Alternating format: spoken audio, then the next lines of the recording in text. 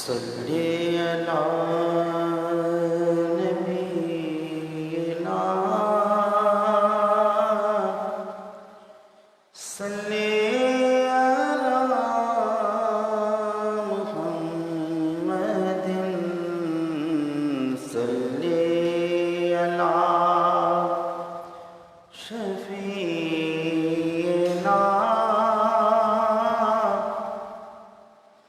صلی علی محمد محترم تشریف لانے ہی والے ہیں، جب تک مل کر قصیدہ برد شریف پڑھ لیتے ہیں۔ مولایا صلی وسلم دائما ابدا، مولایا صلی وسلم دائما ابدا علی حبیبک خیر الخلق كلهم محمد سید الکونین والثقلین،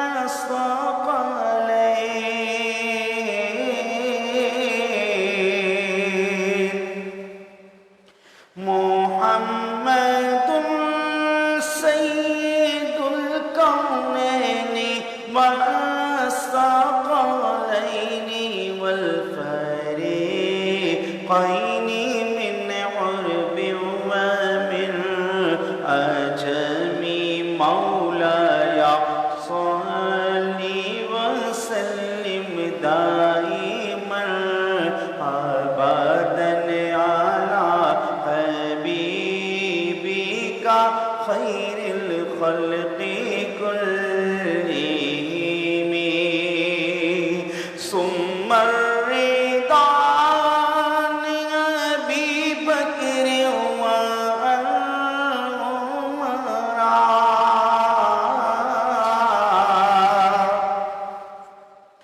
ثم الرضا عن ابی بکر وعمر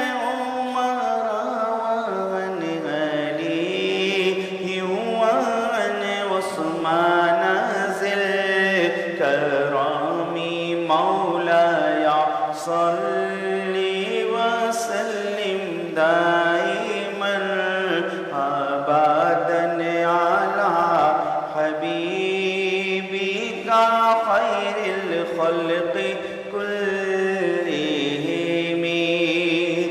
یا ربی بالمصطفیٰ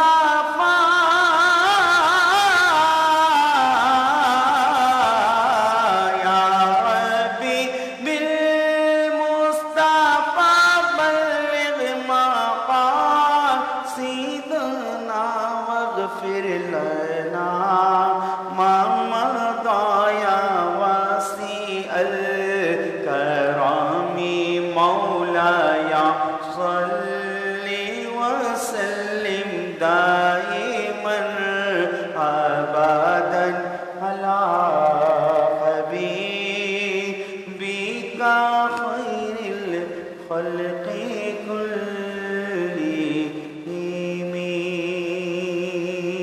عقیدت اور محبت کے ساتھ اپنے مشفق و مہربان استاد العلماء حضرت علامہ مولانا مفتی محمد آصف مدنی دامر برکاتہم القدسیہ کا نعروں سے استقبال کیجیے۔ نعرہ تکبیر، نعرہ تکبیر، نعرہ رسالت، نعرہ رسالت، نعرہ حیدری، نعرہ غوثیہ، علماء اہل سنت۔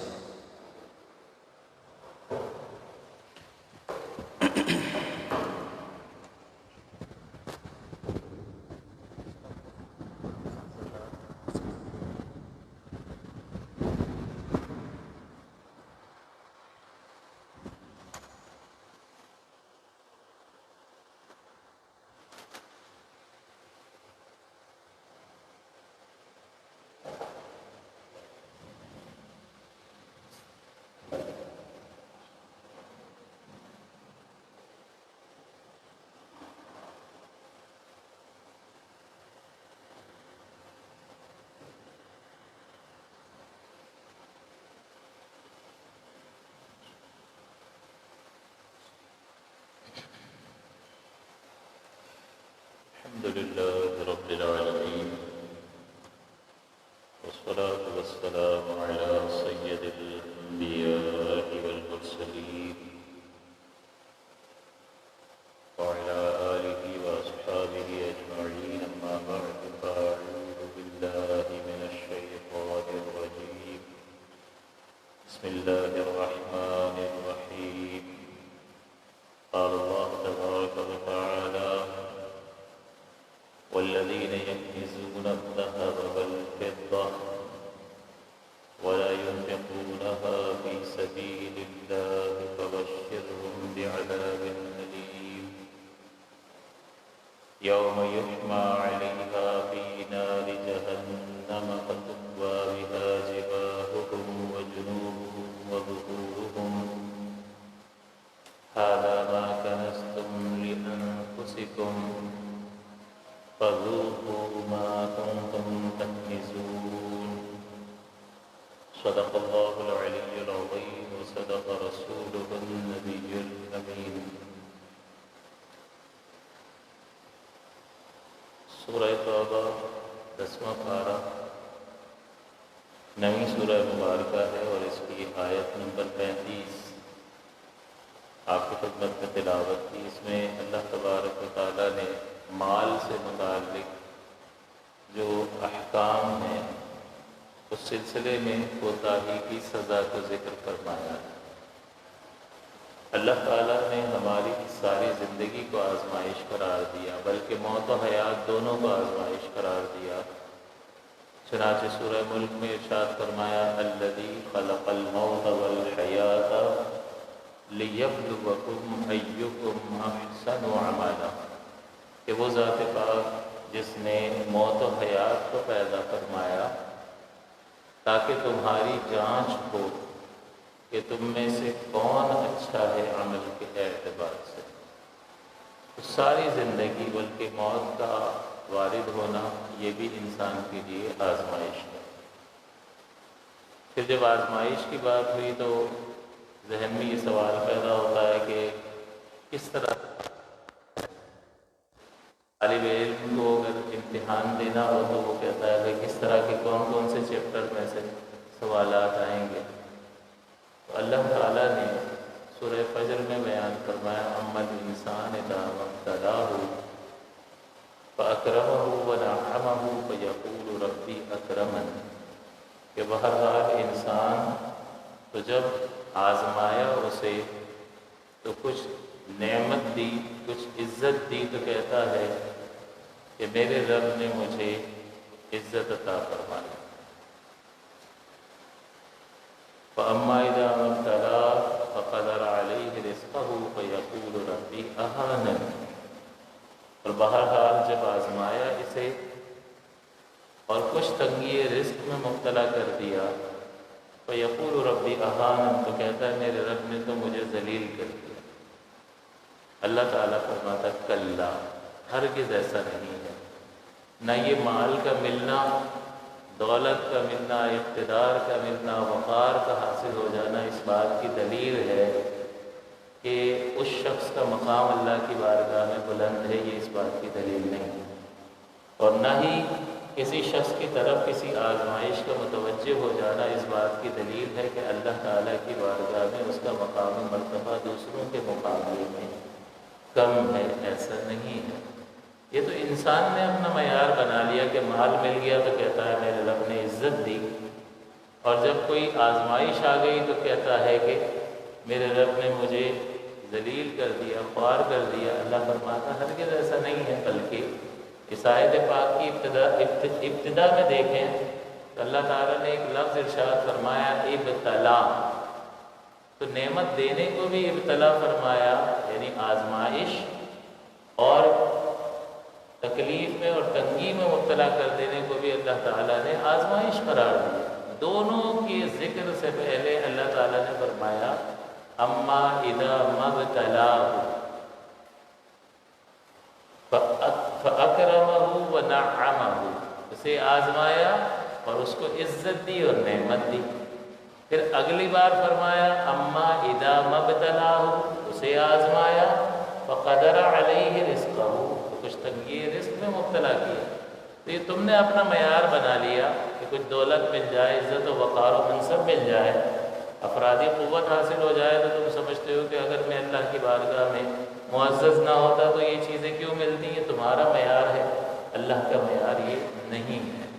اللہ نے نعمت دے کر بھی آزمانے کا ارادہ فرمایا اور آزمائش میں مبتلا کر کے نعمت واپس لے کر بھی آزمانے کا ارادہ فرمایا۔ پوری زندگی آزمائش بنا دی، پھر کس طرح کا پرچہ آئے گا، کبھی دے کر آزمائے گا اور کبھی لے کر آزمائے گا۔ تو جب ہمیں کوئی اللہ تعالیٰ نعمت عطا فرماتا ہے تو اس میں کامیابی اس صورت میں ہوتی ہے کہ بندہ اس نعمت پر اللہ کا شکر ادا کرے۔ تو دینے کی صورت میں شکر کے ذریعے سے کامیابی حاصل ہوتی ہے، اور جب اللہ تعالیٰ ہمیں کسی طرح کی تنگی میں آزمائش میں مبتلا فرماتا ہے تو اس آزمائش میں صبر کرنے سے کامیابی حاصل ہوتی ہے۔ انسان ان دو حالتوں سے کبھی بھی خالی نہیں ہوتا، یا تو وہ خوش ہوگا، نعمت میں ہوگا، مطمئن ہوگا، یا پریشان حالی میں ہوگا۔ یہ نفع و نقصان کا بندہ ہے، تو جب کچھ حاصل ہوا تو شکر کے ذریعے سے کامیابی ملے گی، اور اگر کچھ جاتا رہا تو پھر صبر کے ذریعے سے کامیابی ملے گی۔ اور انبیاء کرام علیہم السلام کی زبان قدسیہ وہ کامل زبات ہوتی ہیں کہ جن کے ذریعے سے اللہ تعالیٰ یہ احکام ہمیں عطا فرماتا ہے۔ یہ اتنے قیمتی احکام ہیں کہ ہمارے پاس ان احکام کے حصول کا کوئی ذریعہ نہیں تھا، نہ حواس سے حاصل ہو، بارہا ذکر کیا ہے، اور نہ ہی عقل کے ذریعے سے حاصل ہو۔ بار بار ذکر کرنے کا مطلب یہ ہوتا ہے کہ ذہنوں سے، سماعت سے بار بار کوئی چیز جب ٹکراتی ہے تو انسان کے دل میں اس شے کی اہمیت پیدا ہوتی ہے کہ یہ چیز جو ہمارے پاس ہے اس کی وجہ سے ہی تو اللہ سے تعلق قائم ہوا ہے، ورنہ کر رہے ہوتے بتوں کی پوجا، ورنہ سورج کو پوج رہے ہوتے، آگ کو خدا بنا لیا ہوتا، اور ہمیشہ کی تباہی اور بربادی اور ذلت اور خواری میں مبتلا ہوتے دنیا اور آخرت میں۔ تو کس نے بچا لیا؟ اس کامل ہدایت نے جو اللہ تعالیٰ نے اپنے فضل سے اپنے نبیوں کے ذریعے سے بھیجی۔ تو جب اللہ تعالیٰ یہ احکامات اتارتا ہے اور پوری زندگی کو آزمائش بنا دیا، اور شکر اور صبر کے ذریعے سے انسان ان آزمائشوں پر پورا اترتا ہے، کامیاب ہوتا ہے، تو ان احکام کی کوئی مجسم شکل بھی ہونی چاہیے۔ صرف لکھا ہوا حکم اگر آئے گا تو بندہ کہے گا کہ بھئی عمل کیسے کروں؟ کوئی آئے نا ایسے جو اس پر عمل کر کے دکھائے تاکہ مجھے پتہ چل جائے کہ میرا رب ان لفظوں کے ذریعے سے کیا چاہتا ہے۔ فرمایا اقیم الصلاۃ، نماز قائم کرو۔ اب اقیم الصلاۃ، صلاۃ کا لفظ جب آپ ڈکشنری میں عربی لغت میں دیکھیں گے تو صلاۃ کا معنی ہے دعا کرنا، تو پھر ترجمہ یہ بنے گا کہ دعا قائم کرو، تو بندہ دعا کرنے لگ جائے گا۔ تو اللہ تعالیٰ نے صلاۃ کے ذریعے سے اس بات کا ارادہ تو نہیں کیا نا، اللہ کی مراد تو کچھ اور ہے، وہ تو ایک خاص قول اور فعل پر مبنی عبادت ہم سے کروانا چاہتا ہے، تو یہ کون وضاحت کرے گا؟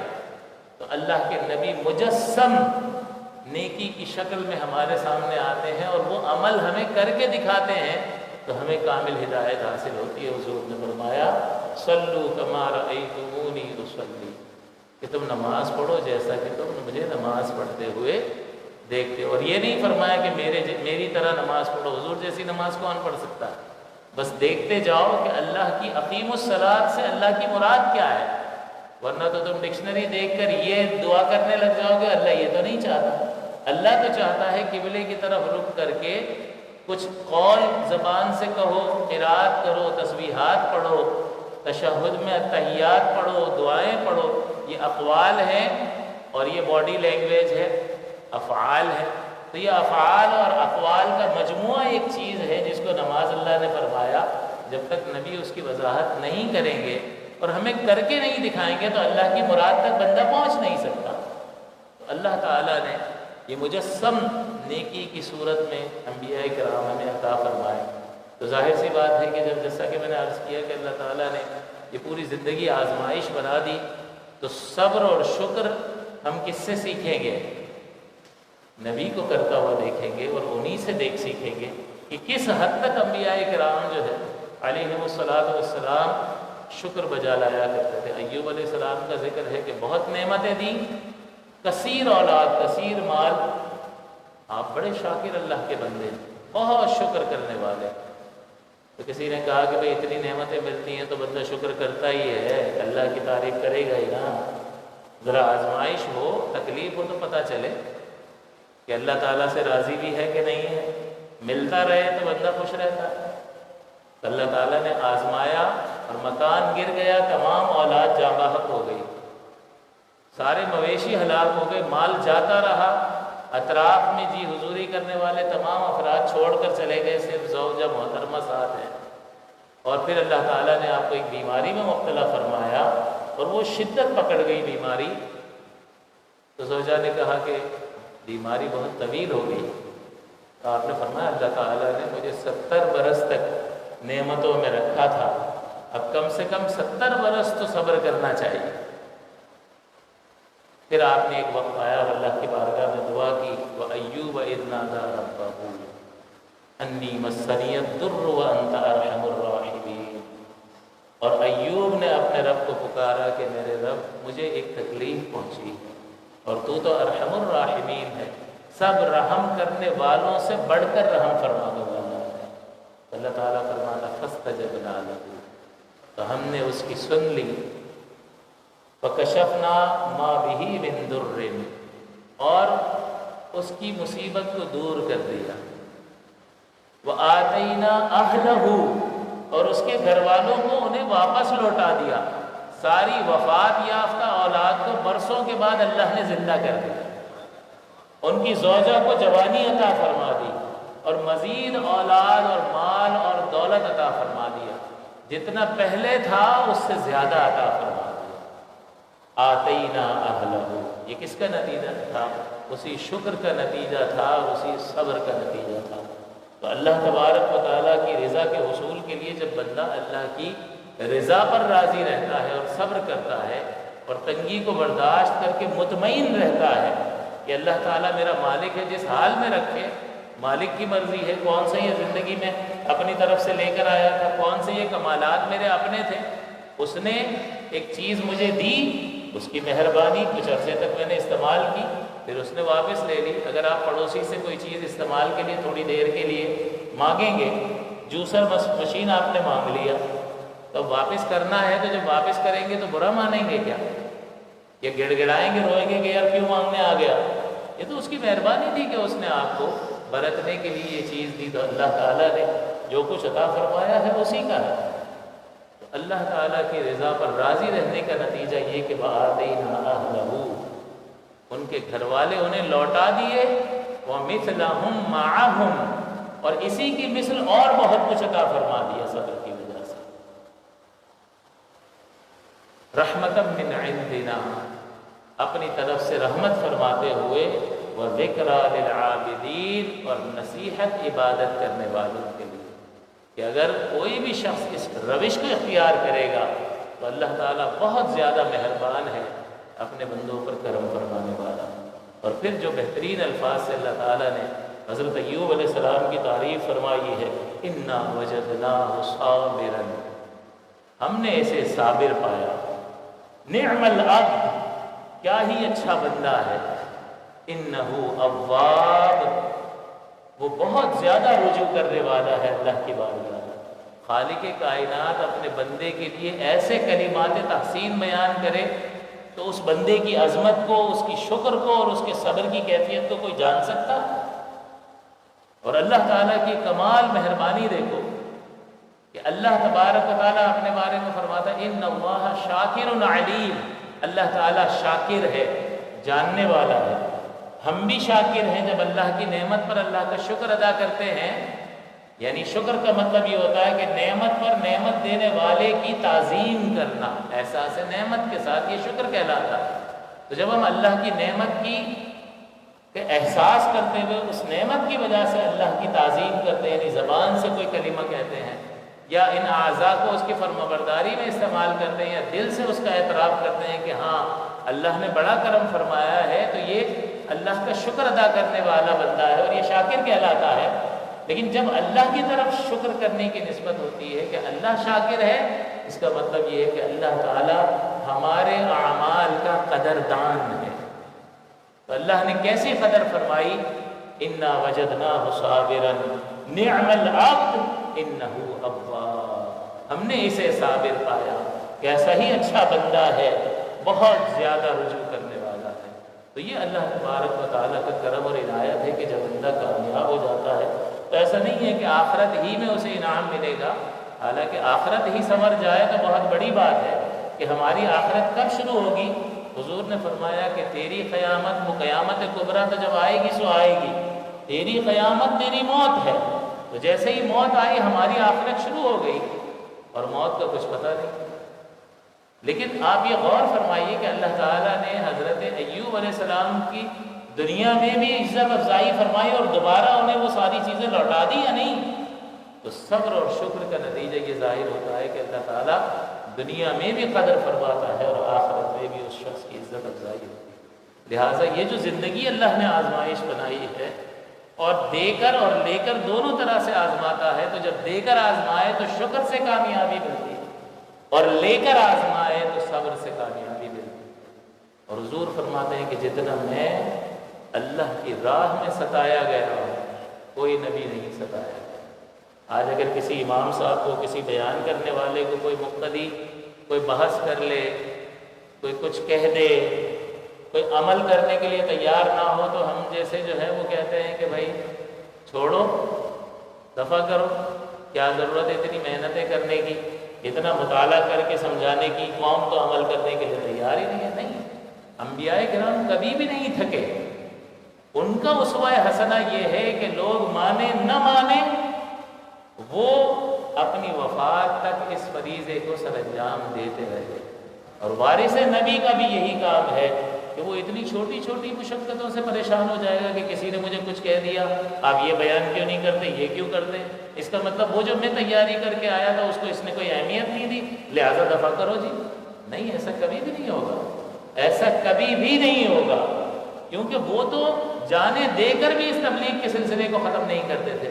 حضور کو کیا کچھ نہیں کہا گیا، معاذ اللہ ساحر، جادوگر، معاذ اللہ مجنون بھی کہا گیا، تو کتنا قلب انور پر وہ گراں گزرتا ہوگا۔ لیکن اس کے باوجود حضور فرماتے ہیں جتنا میں اللہ کی راہ میں ستایا گیا ہوں، کوئی نبی نہیں ستایا گیا۔ پھر بھی صبر فرمایا یا نہیں؟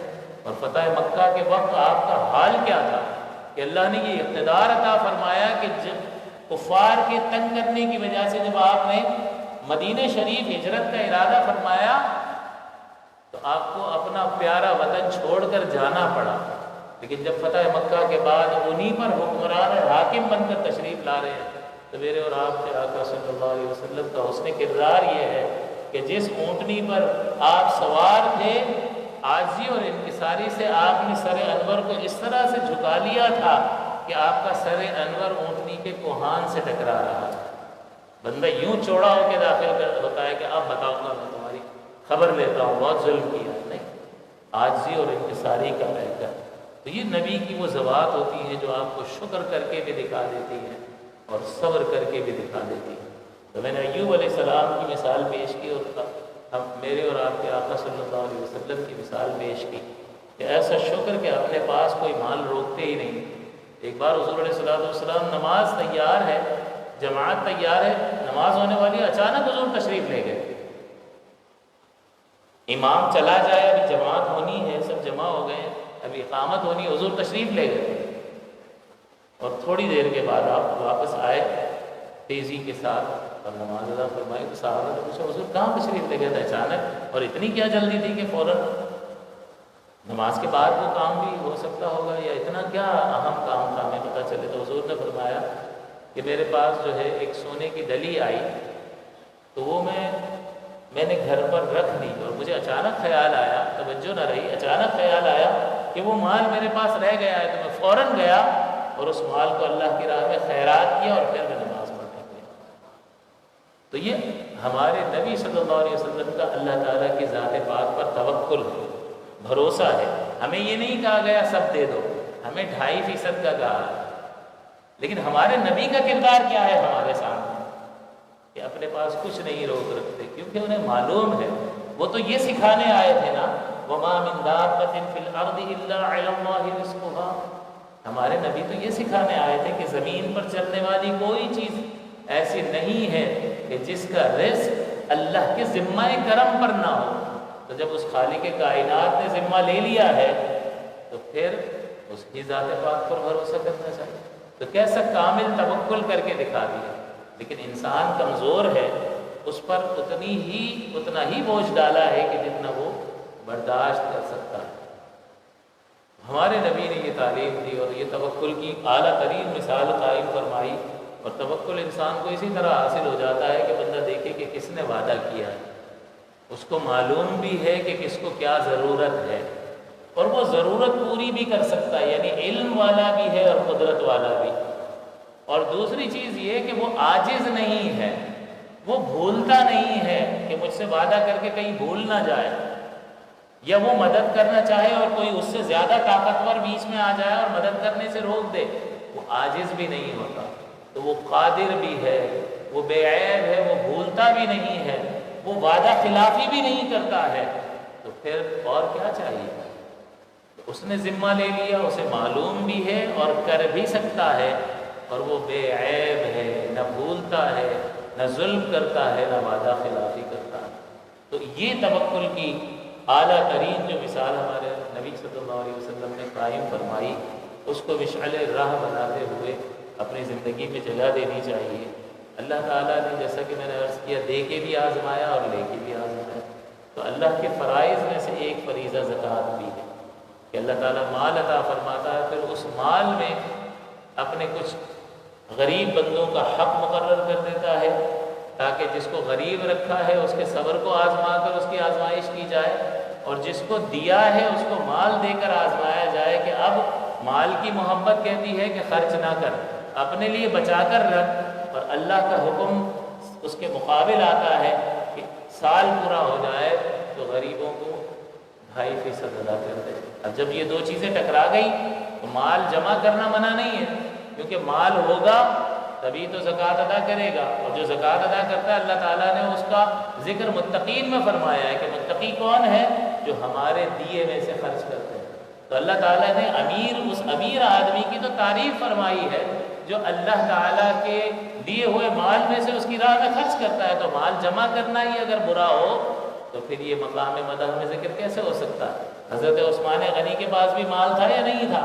کیسا کام آیا کہ جب خرچ کرتے رہے، حتیٰ کہ حضور نے ایک وقت میں فرما دیا کہ اب عثمان کو اس کی کوئی خطا ضرر نہیں دے سکتی۔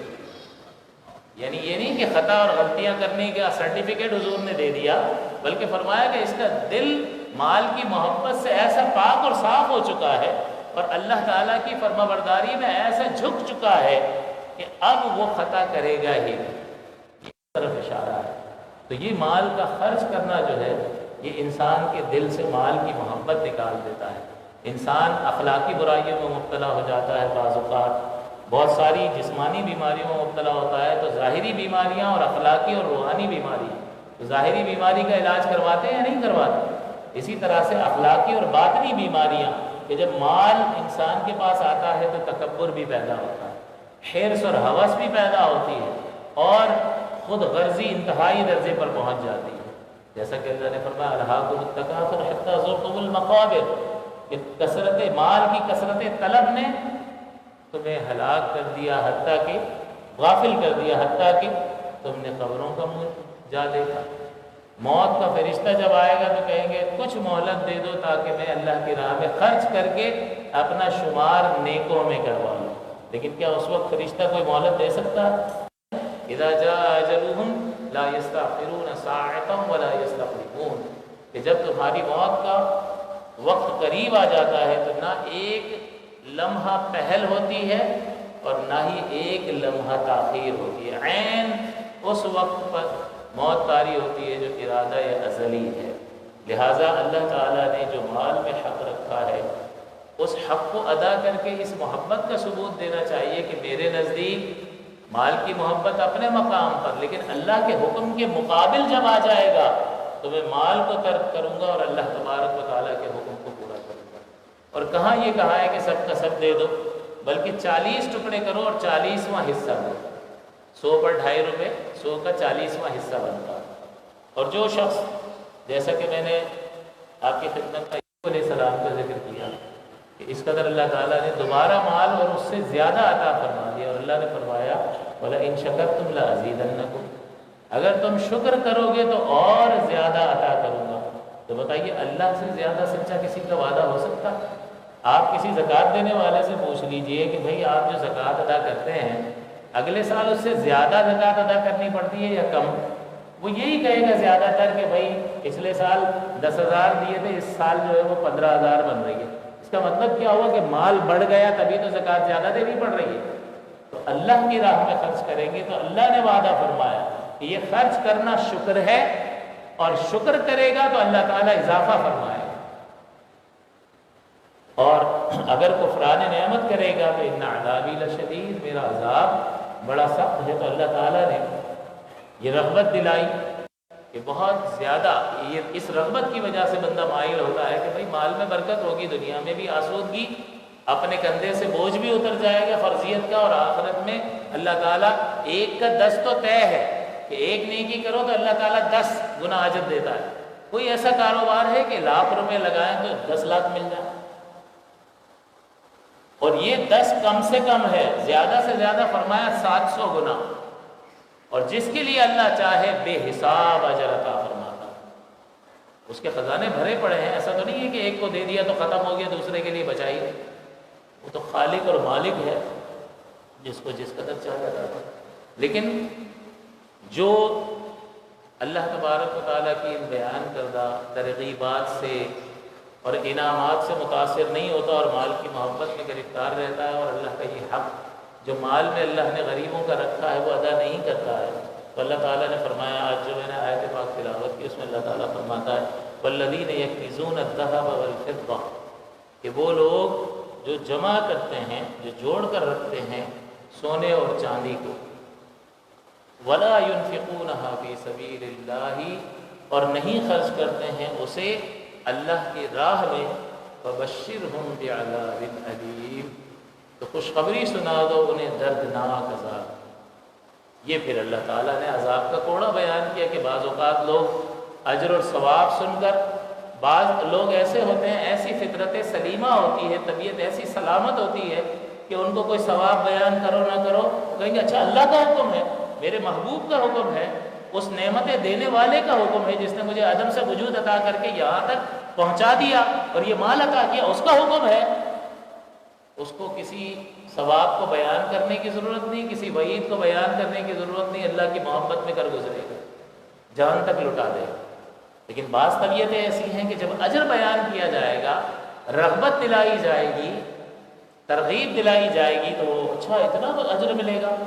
آپ نے دیکھا ہوگا اجر بیان کرتے ہیں تو فوراً پبلک میں ایک مومنٹم بلڈ اپ ہو جاتا ہے، ایک چارج، وہ چارج ہو جاتا ہے اور ادا کرنے لگ جاتا ہے، دینے لگ جاتا ہے اس نیکی پر، اس ثواب کے بیان کی وجہ سے عمل کرنے لگ جاتا ہے۔ کوئی آپ تسبیح بتائے اتنا اجر ہے، فوراً کہے گا بھائی مجھے لکھ کے دے دے، تو یہ کیا ہوا؟ اچانک لکھ کے دے دے، یہ کس چیز نے ابھارا؟ اس اجر کے بیان نے ابھارا۔ اور بعض طبیعتیں ایسی ہوتی ہیں کہ اجر سے بھی انہیں کچھ نہیں ہوتا تو پھر اللہ تعالیٰ کی سزا کا ذکر کیا جاتا ہے۔ تو اللہ تعالیٰ نے چونکہ طبیعتیں مختلف فرمائی ہیں، بیان بنائی ہیں، تو اسی اعتبار سے ہر طبیعت کے اعتبار سے اللہ تعالیٰ نے انتظام بھی فرما دیا کہ بعض کو بس حکم دیا تو حکم آ گیا تو وہ دیوانہ وار گویا کہ وہ انتظار ہی کر رہے تھے، جیسے صدیق اکبر رضی اللہ تعالیٰ کہ بس انتظار ہی کر رہے تھے کہ بس ایمان کی کوئی دعوت دے تو فوراً قبول کر۔ اور بعض جو ہے طبیعتیں ثواب کے ذریعے سے، بعض عذاب سن کر اس طرف مائل ہوتی ہے، تو اللہ تعالیٰ نے یہاں پر یہ ذکر فرمایا، یہ نہیں فرمایا کہ جو لوگ سونا چاندی جمع کرتے ہیں انہیں دردناک عذاب کی خبر دے دو، نہیں، جائز حلال مال جتنا بھی ہو یہ جمع کرنا منع نہیں ہے، لیکن اس میں اللہ نے جو غریبوں کا حق رکھا ہے، جب وہ حق سلب کریں گے تب اللہ نے فرمایا فَبَشِّرْهُمْ بِعَذَابٍ أَلِيمٍ۔ پہلے فرمایا جو سونا چاندی جمع کرتے ہیں ان کو دردناک عذاب کی خوشخبری دو، ایسے نہیں، سونا چاندی جمع کرتے ہیں، مال جمع کرتے ہیں اور اللہ کی راہ میں خرچ نہیں کرتے، انہیں دردناک عذاب کی خوشخبری سنا دو۔ اور وہ دردناک عذاب اللہ تعالیٰ نے بیان فرمایا یوم یحمى علیہا فی نار جہنم، کہ اس دن ان کا وہ مال جو جمع کر کے چلے گئے تھے اسے آگ میں تپایا جائے گا۔ اب حضور نے فرمایا کہ بتاؤ کوئی شخص جو ہے اپنے مال سے زیادہ محبت کرتا ہے یا وارثوں کے دوسروں کے مال سے زیادہ محبت کرتا ہے؟ صحابہ نے کہا حضور آسان سی بات ہے، اپنے ہی مال سے محبت کرے گا، دوسرے کے مال سے کیا فائدہ، دوسرے کا مال دوسرے کا ہے، ہم تو استعمال کر بھی نہیں سکتے، تو پھر اس سے محبت کرنے کا کیا فائدہ، دوسرے کی گاڑی سے آپ کو کیا، ایسی چمچماتی رہے یا ٹوٹ جائے سانوں کی۔ لیکن اپنے مال سے محبت، تو حضور نے پھر فرمایا کہ تمہارا مال کون سا ہے یہ معلوم ہے؟ تمہارا مال وہ ہے جو تم نے کھا کر ختم کر دیا، جو پہن کر بوسیدہ کر دیا، اور جو اللہ کی راہ میں خرچ کر کے آخرت کے لیے بھیج دیا، یہ مال تمہارا ہے۔ اور باقی جو تمہارے پاس ظاہری طور پر بچ رہا، جس کا تمہیں گمان ہے کہ میرا مال میرا مال میرا مال، یہ تمہارے وارثوں کا مال۔ اور اگر کسی نے اس مال کا حق ادا نہیں کیا اور وہ دنیا سے چلا گیا تو وہ کیا سمجھتا ہے کہ اس کے وارثین اس کی زکوٰۃ ادا کریں گے، تو وہ بہت بڑی خطا میں ہے، کیونکہ وہ سکھا کر کیا گیا ہے کہ بیٹا جمع کر کے رکھنا، تو جب اس نے اپنی اولاد کو سکھایا ہی نہیں زکوٰۃ ادا کر کے زکوٰۃ دینا، تو اب وہ اس اولاد سے یہ توقع رکھے کہ اس کے ورثہ، شریعت ان کو پابند نہیں کرتی ہے زکوٰۃ ادا کرنے کا، کہ جو وارث کی مورث کی جو زکوٰۃ تھی وہ یہ ادا کرے، ہاں احساناً ادا کر دے تو ادا ہو جائے گی، اور اس کے ذمے سے قرض اتر جائے گا، لیکن کون دے گا؟ ہاتھ میں آیا ہوا پیسہ جب وہ خود اپنی آخرت کے لیے نہیں خرچ کر رہا تھا تو دوسرا اس کے لیے خرچ کرے گا۔ یہ بہت نادر کیسز ملتے ہیں، ایک کا دکا آپ کو 100 میں سے مل جائیں گے، باقی 98% ایسا ہی ہوگا کہ پھر وہ انتظار کرتا رہے جانے والا، وارث اس کے مال سے مزے ضرور اڑائیں گے، فائدے حاصل کریں گے، لیکن یہ جو کما کر گیا ہے اس کے لیے کوئی بھی چیز باقی نہیں ہے۔ تو حضور علیہ السلام کی اس جو آپ نے تعلیم ارشاد فرمائی کہ تمہارا مال تو وہ ہے، تو تمہیں اس سے لگاؤ رکھنا چاہیے اور اللہ کا حق ادا کر کے یہ شکر والی کامیابی کو حاصل کرنا چاہیے۔ اب جب نہیں خرچ کیا تو اس مال کو تبایا جائے، پھر کیا ہوگا؟ گرم کرنے کے بعد اللہ تعالیٰ فرماتا ہے فَتُقْوَى بِهَا، پھر داغا جائے گا اس تپے ہوئے مال سے اس کو، جِبَاهُهُمْ، ان کی پیشانیوں کو، وَجُنُوبُهُمْ، اور ان کی کروٹوں کو، وَظُهُورُهُمْ، اور ان کی پیٹھوں کو داغا جائے گا۔ اور حضور فرماتے ہیں کہ قیامت کے دن مال بہت سارے لوگ بہت چھوڑ کر چلے جاتے ہیں، بے حساب چھوڑ کر چلے جاتے ہیں، بعض تو ایسے ہیں جن کو پتہ بھی نہیں ہے کہ کتنا ہے، اللہ نے اتنا مال عطا کیا، تو اتنا چھوٹا سا جسم ہے، اس کتنی جگہ کو داغو گے؟ حضور فرماتے ہیں اتنا بڑا اس کا جسم کر دیا جائے گا کہ داغ پر داغ نہیں آئے گا، ہر سکے سے ہر مال سے نیا داغ لگایا جائے گا، اتنا بڑا اس کا جسم کر دیا جائے گا۔ یہ حدیث پاک میں حضور نے فرمایا۔ اور دوسرا یہ کہ حضور نے فرمایا کہ یہی مال جس سے اس کو اتنی محبت تھی، ایک اژدہا بنا کر اس کے گلے میں ڈال دیا جائے۔ ذرا بندہ تصور تو کرے کہ اگر یہاں پر ابھی سانپ آ جائے تو دوڑیں لگ جائیں گی یا نہیں؟ لگ جائیں گی، سب بھاگ جائیں گے۔ تو دور سے اس جانور کو دیکھ کر وحشت ہوتی ہے۔ ہر سانپ زہریلا بھی نہیں ہوتا، لیکن ایک تصور ہے نا کہ بھائی ڈس لے گا تو موت واقع ہو جائے گی، اور یہ اتنا بھیانک لگتا ہے کہ اس کو دیکھتے ہی بندہ جو ہے وہ خوف میں مبتلا ہو جاتا ہے۔ یہ سانپ جو ہے، وہی مال جو ہے سانپ کی شکل میں گلے میں ڈال دیا جائے اور یوں کھڑا ہو جائے تو وحشت ہی انسان کو کافی ہے مارنے کے لیے، پھر وہ اذیت ظاہر سی باتیں پہنچائے گا، اور اس کو کہا جائے گا یہ ہے وہ تیرا مال، اور اب مزہ چکھ اس کا۔ آگے اللہ تعالیٰ یہی فرماتا ہے کہ ھذا ما کنزتم لانفسکم، یہ جو داغا جائے گا پھر کہا جائے گا یہ ہے وہ تیرا مال جو تو نے جمع کیا تھا اپنے لیے، فذوقوا، تو اب مزہ چکھو، بما کنتم تکنزون، فذوقوا ما کنتم تکنزون، تو مزہ چکھو اس مال کا جو تم جمع کیا کرتے تھے، یعنی وہ مال جس میں اللہ کا حق تھا کہ بندوں کو دیا جائے اور نہ دیا تو پھر اس مال کا یہ انجام ہوگا۔ لہٰذا اس ترغیب پر بھی غور فرمائیں اور اس ڈراوے پر بھی غور فرمائیں۔ اللہ تعالیٰ قرآن میں اس عذاب کو ذکر فرما رہا ہے، قطعی الثبوت اور قطعی الدلالت ہے، بالکل واضح بات ہے، آسان سی بات ہے کہ ہم اس مال کو تپا کر تمہیں داغیں گے اور تمہیں بتائیں گے کہ چکھو اب یہ جو وہی مال ہے جو تم جمع کیا کرتے تھے۔ لہٰذا اس آزمائش میں بندے کو پورا اترنا چاہیے کہ جب اللہ نے کچھ عطا فرمایا ہے تو اس کا شکر ادا کرے۔ اور شکر کی کیفیت کب پیدا ہوگی کہ جب انسان جو ہے وہ اس بات میں غور و تفکر کرے کہ اللہ تعالیٰ نے اس کو بہت کچھ عطا کیا ہے۔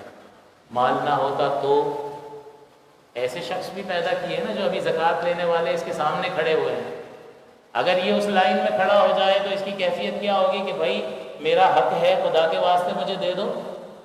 جب خود اس طرف کھڑا ہوگا تو کیا کیفیت ہوگی کہ بھائی لوگوں کو زکوٰۃ ادا کرنی چاہیے تاکہ غریبوں کا بھلا ہو۔ تو حضور نے فرمایا جو اپنے لیے پسند کرتے ہو اپنے مسلمان بھائی کے لیے بھی وہی پسند کرو۔